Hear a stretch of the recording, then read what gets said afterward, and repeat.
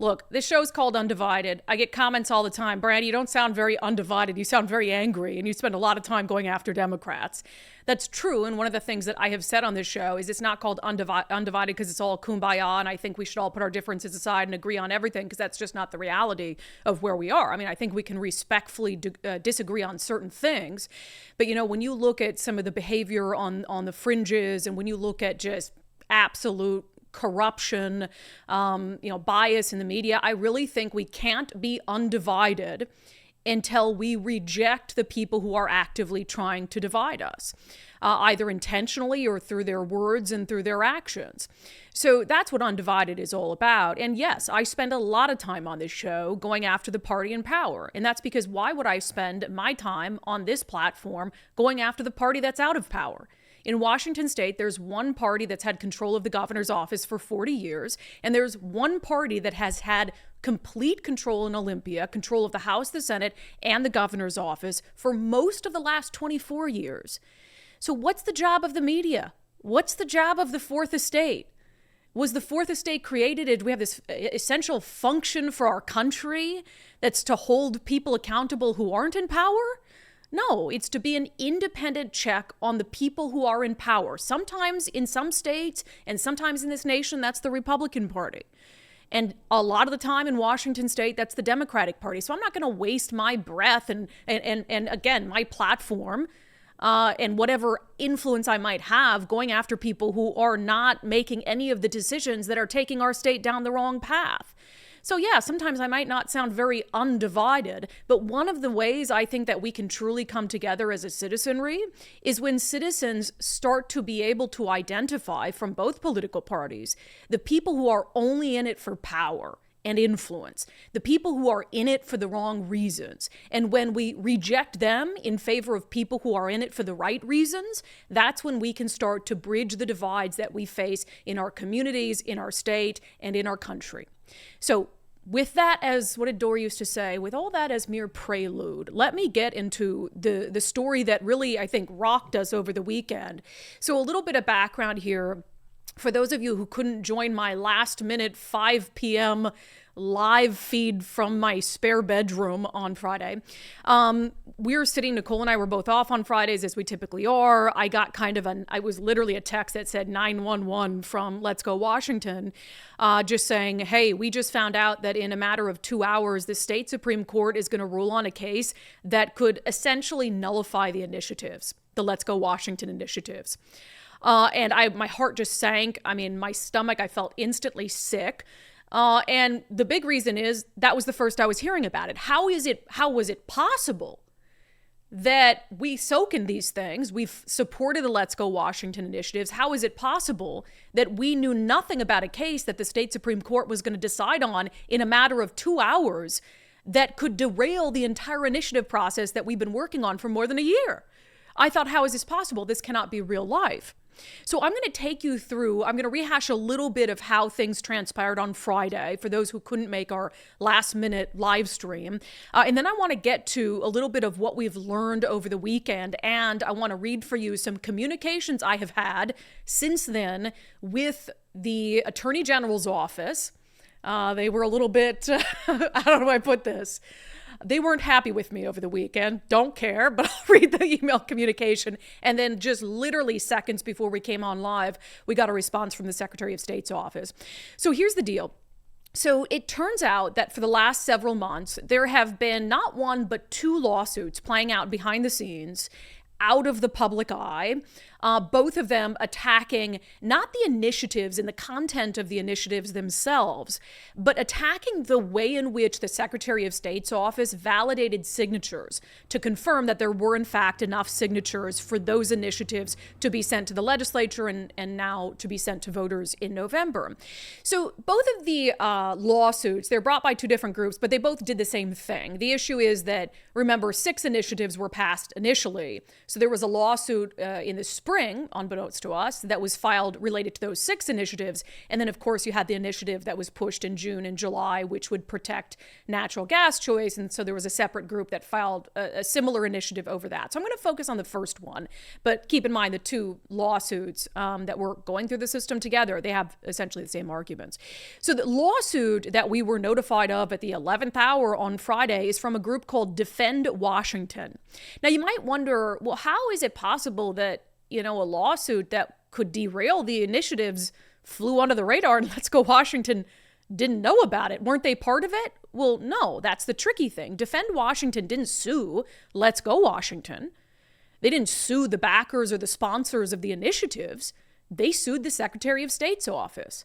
So in the simplest terms, Let's Go Washington wasn't considered to be a defendant to the lawsuit. So there wasn't, it wasn't like they were sued, like, hey, we're suing you. No, they sued the Secretary of State's office. And here's the argument that Defend Washington was making. They said the initiatives were certified by narrow margins. And they said in certifying the initiatives, the Secretary of State counted hundreds of signatures by petition signers who failed to provide an address demonstrating Washington residency. The Secretary also counted hundreds of signatures by signers who failed to provide an address matching their voter registration address and by inactive voters. So Defend Washington, in a Hail Mary attempt, because they're absolutely desperate and desperate people do desperate things, they said, hey, these initiatives are going to be on the ballot. Why don't we just throw a Hail Mary and sue the Secretary of State's office and say he didn't do his due diligence in making sure that the signatures were valid, that they had addresses that match their voter registration or whatever it was. And they're attacking a process the Secretary of State's office has used for years to certify initiatives with no problem whatsoever. So, as I mentioned, Secretary of State's office is the defendant in this, and not Let's Go Washington. So who is the attorney for Secretary of State Steve Hobbs? Who's the attorney for any state agency that comes under suit?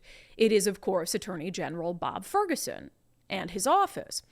Now, that was the case here. So when Defend Washington filed suit against Secretary of State Steve Hobbs's attorney is, in essence, Attorney General Bob Ferguson.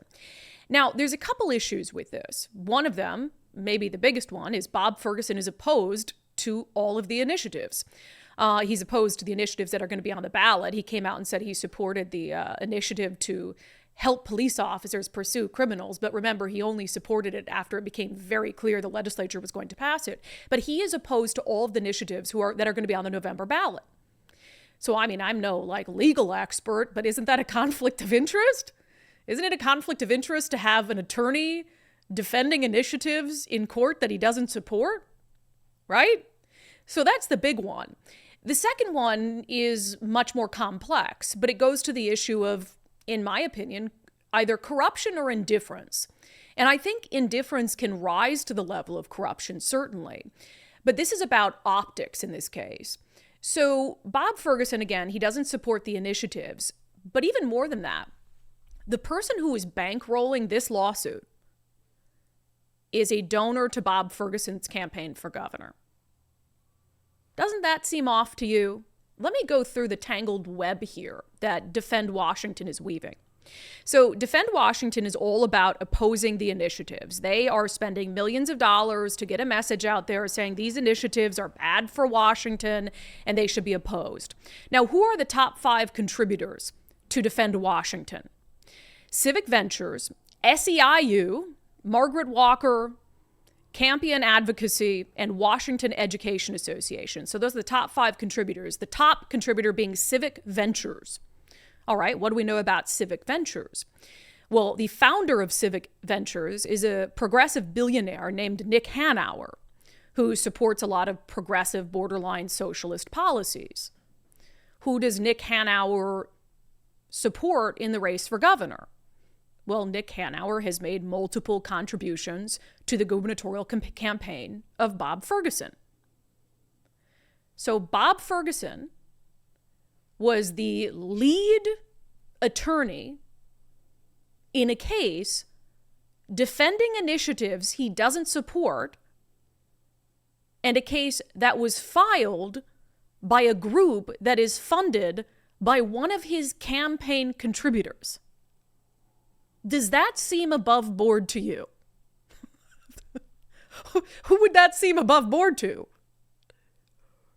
That's truly insane stuff that he wouldn't have recused himself. So then it comes down to this issue of, should Let's Go Washington have been told about these cases? I mean, common sense would say, well, of course they should have. They weren't named as a defendant, but they certainly had cause to be notified, to try to convince a judge that they should participate in the defense, that they should be a party to the lawsuit. Because if the Secretary of State's office lost this case, then it's the initiatives that would be in peril. Potentially, it would have meant sending the initiatives back to the Secretary of State's office to be counted in a different way. Can they do that in time for the deadline for the November ballot to be printed? So the implications for the initiatives and for the 1.2 million Washingtonians who signed on to those initiatives would have been immense. So why wasn't Let's Go Washington notified about the lawsuit? Why did they find out? And by the way, the only reason they found out, you've got these lawsuits that could derail the initiatives. They find out at noon on Friday that the state Supreme Court, the state's highest court, is about to issue a decision in a case that they hadn't even heard of that could upend the initiative process. The only reason they found out is a reporter called them. Jerry Cornfield with the Washington State Standard was perusing these state Supreme Court dockets for a different case and saw these. And that's the first time he'd even heard of them. And he called Let's Go Washington for comment. And they said, what are you talking about? So that's the only reason on Friday why, before the state Supreme Court issued its ruling in something that could upend the initiatives, Let's Go Washington found out about it, is Jerry Cornfield was doing his job on a Friday afternoon and called them for comment after perusing state Supreme Court dockets.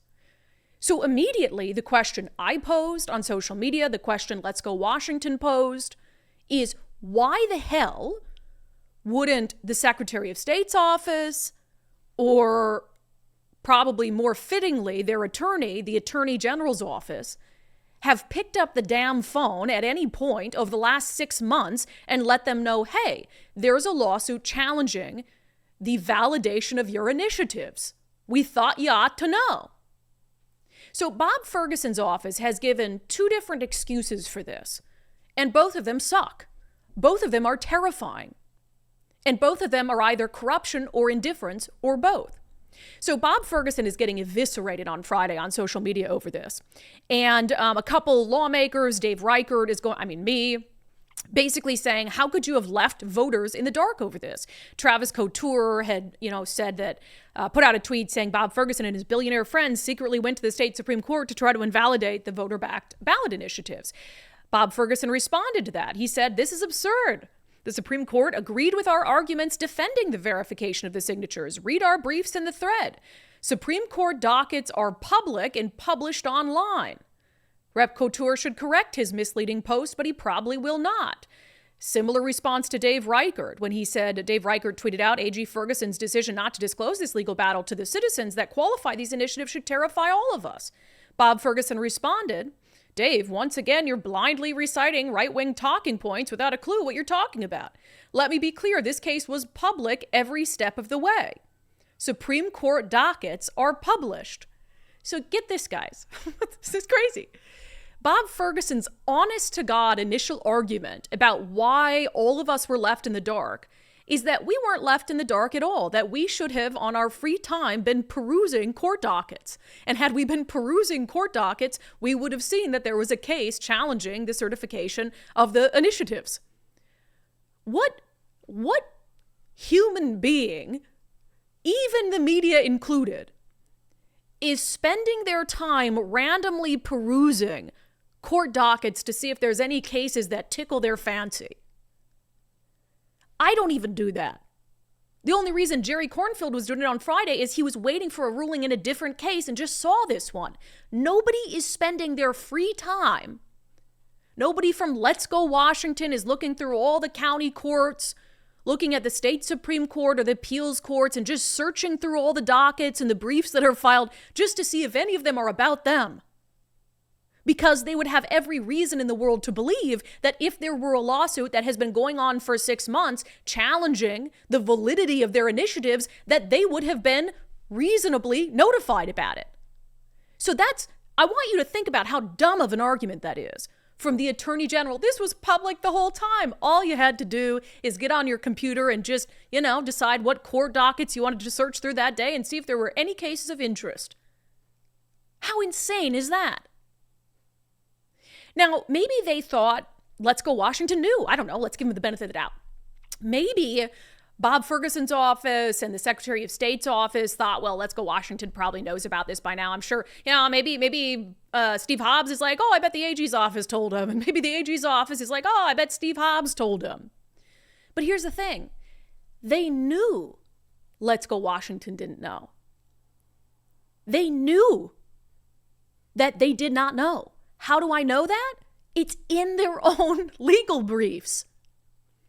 In the briefs on this case filed by the Attorney General's office, they attack Defend Washington, the organization that filed the suit, for not letting Let's Go Washington know. In multiple places in the legal briefs, they acknowledge that Let's Go Washington has no clue about the lawsuit, but they argue it's up to Defend Washington to notify them. They said, Defend Washington failed to provide reasonable notice of its request to affected persons, such as the sponsor of the initiatives. They said, at a minimum, reasonable notice should require notice to the sponsor of the initiatives that the injunctive relief would exclude from the ballot. So think about this for a second. Here you have the Attorney General's office, an elected official whose job it is not just to be an attorney for someone like the Secretary of State, but whose job it is to serve the people of Washington. And they're arguing in these briefs, they're acknowledging in these briefs that Let's Go Washington doesn't even know about this, but it's not our job to tell them, it's Defend Washington's job to tell them. Now, legally, that might be true. Legally, it might be the job or the expectation that the plaintiff in a case would notify any parties who would have a reasonable interest in the outcome of the case.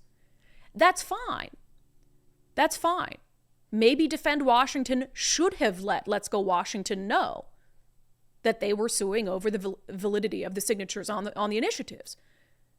But when we look at this plainly, whose job is it to serve the voters of Washington? Who has more of a duty to ensure that the people of Washington, the voters of Washington, aren't left in the dark? Is it Defend Washington, a group that's seeking to undermine voters and undermine the initiatives? Or is it duly elected officials? Is it the Secretary of State, Steve Hobbs? Is it Attorney General Bob Ferguson? Wouldn't you say that if they knew Let's Go Washington hadn't been told, they knew that this case hadn't gotten any media attention, that there was no information out there about it in the public, and if they're acknowledging in their own legal briefs that Let's Go Washington should be informed, what stops them from picking up the phone? What stops the Attorney General from saying, you know what? Defend Washington hasn't even let them know about this lawsuit. 1.2 million voters signed this thing. They have a huge interest in the outcome of this case. I'm going to pick up the phone and I'm going to let Let's Go Washington's attorneys know that this case is going on. What stops them from doing the right thing? Doing the thing that makes sense? Is it corruption from A.G. Ferguson? Is it the fact that this case was brought by a group that's funded by a donor to his campaign? Whatever the reason is, whether it's incompetence, indifference, corruption, it's all bad. And imagine for a second, because the Attorney General's argument here, the primary argument is, well, we won the case. Why do you care? That's his argument. Oh, we won the case. We defended it successfully in court, and the state Supreme Court did agree with the lower court's ruling, and this case is no more. But what if the result had been different? Can you imagine if at 3 p.m. on Friday, the state Supreme Court came out and said, no, the signature validation process wasn't right, and now all of a sudden, all these initiatives that people have spent so much time and money and energy on might not make it to the November ballot? Can you imagine the shitstorm that would have surrounded that? Because people would have rightfully wondered, did the Secretary of State's office miscount these intentionally?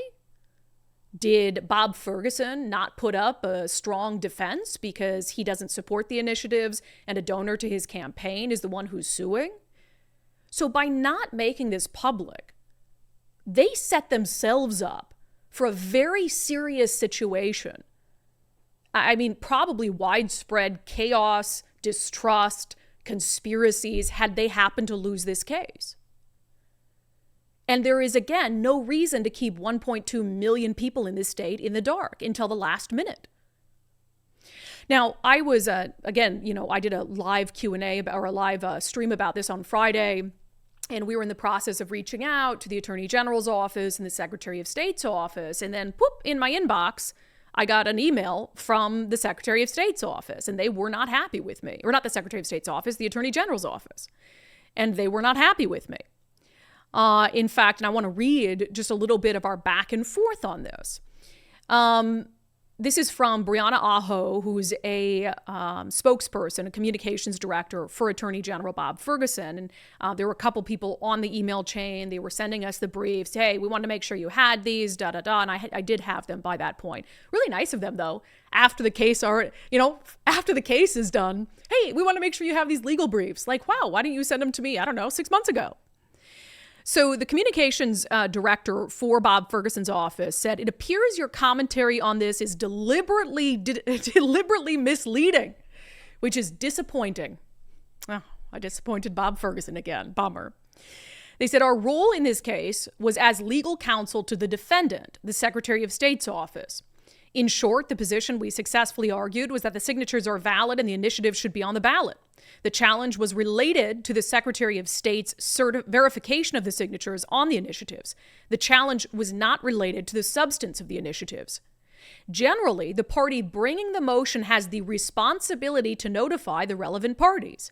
Court rules require petitioners to take reasonable steps to give notice to persons who would be affected by the ruling sought. We argued strongly that by not notifying the initiative sponsors, the petitioners failed to meet this reasonable requirement. So my response to that in part was, because they make a couple points there that, again, to me, don't get them off the hook. And I don't understand why they think it would get them off the hook. And one of the things I said in the email I didn't include it here was, it's never my intent to mislead. And I have shown, I think, over a 15-year career that if I ever put out something that's inaccurate, that I am more than willing to correct it. But I have done nothing on this, on my commentary, that has been misleading, which I'll talk about in a moment. And my response to them was, while the lawsuit was not about the substance of the initiatives, it clearly threatened to derail them if successful. I think we can agree to that. I said, whose responsibility it was aside, since the AG's office was aware, per your brief, that Let's Go Washington had not been notified of the suit by Defend Washington, why not take the simple step of informing them, even casually? Both the Secretary of State and AG's office know how to reach Let's Go Washington's attorney by now. Would a phone call have been out of the question? I said, Defend Washington does not represent the people of Washington and is actively trying to undermine the initiative process. SOS Hobbs and AG Ferguson do have a duty to the people. My central argument is that the 1.2 million voters who participated in these initiatives shouldn't have been left in the dark about efforts to undermine them. Both Hobbs and the AG's office were in a position to ensure that wasn't the case, but opted not to. I said, had the outcome on Friday been different, this would have led to serious questions, conspiratorial or not, about the intent or even coordination with Defend Washington. But I go back to, again, when they say, I'm being misleading by saying that the Attorney General's office kept Washingtonians in the dark. Again, their argument just doesn't hold water when they say that it's the party bringing the motion has the responsibility to notify relevant parties. Court rules require petitioners take reasonable steps to give notice to persons who would be affected. We argued strongly that by not notifying the initiative sponsors, the petitioners failed to meet this reasonable requirement. You argued strongly that they failed to notify them without taking the step of just saying, hey, screw it, we'll notify them. It might have still been Defend Washington's duty, legally speaking, to officially give them notification of a lawsuit that could undermine the initiatives. But there is not a damn thing in the world, and that's the point I made to the Attorney General's office, there is not a damn thing in the world that would have precluded you from picking up the damn phone and letting Let's Go Washington know that its initiatives were in peril. And perhaps that's why they never responded to my follow-up email, saying, was there any reason you couldn't casually pick up the phone and let them know? And let me also be clear on something. I don't really blame the Secretary of State. I think he probably could have. In fact, I mentioned there's 2 lawsuits going on. One of them was just about the gas ban thing, but it was a similar argument. And I spoke to Greg Lane, who's the head of the Business Industry Association of Washington, which was the sponsor of those initiatives. So Let's Go Washington helps, bring them forth, but they each need a sponsor. And BIAW was a sponsor of that 7th initiative. And he told me, he emailed me when all this blew up, and he said that actually Steve Hobbs had called him the week before last, and let him know about that lawsuit. And Greg Lane said, I didn't even think to call Let's Go Washington. I don't know if he assumed they already knew about the other lawsuit or whatever it is, but he was casually told by Secretary of State Steve Hobbs. So I don't think that Steve Hobbs was trying to hide it. I believe that the responsibility would fall on the legal counsel, in this case, the Attorney General's office. I'm also saying that based on Steve Hobbs's track record. He and his office have done an exceptional job for 7 initiatives in a short period of time with hundreds of thousands of signatures, getting them verified on a quick time frame, getting them to the legislature, making sure they were verified in time for the November ballot. And he's been supportive and defensive of the initiative process. So I'm looking at Steve Hobbs's track record and his integrity and his honesty. And then I'm looking at Bob Ferguson's track record. And I'm looking at Bob Ferguson, who doesn't support the initiative, who is looking at a lawsuit that's backed by and funded by one of his campaign donors. And so when I decide who do I trust in this, and who do I put more of the blame on? And I'm looking at Steve Hobbs and his history and Bob Ferguson and his history. Steve Hobbs, look, I think he should have let him know. I think he had every opportunity to just pick up the phone as well. But I don't think that he has nefarious intent. Bob Ferguson, 100%. I believe Bob Ferguson has nefarious intent. 100%. So I do want to note, Nicole reached out over the weekend to the Secretary of State's office with similar questions that we had for the Attorney General's office. Why not pick up the phone? Why not let people know? We asked, why did the Secretary of State's office not inform Let's Go Washington of the lawsuit? And is the Secretary of State's office confident that its signature counting process can withstand any future court challenges? So this is from the Deputy Director of External Affairs for the Office of Secretary of State. He said, hi, Nicole, thanks for reaching out. The Office of Secretary of State fulfilled all obligations in defending its signature review process in this public court proceeding and remains confident the process stands on solid legal ground. So again, they put that word in there, public court proceeding. I get it that court proceedings and briefs and dockets are public. That does not make it a public court proceeding in the true sense. So I'm disappointed with that answer.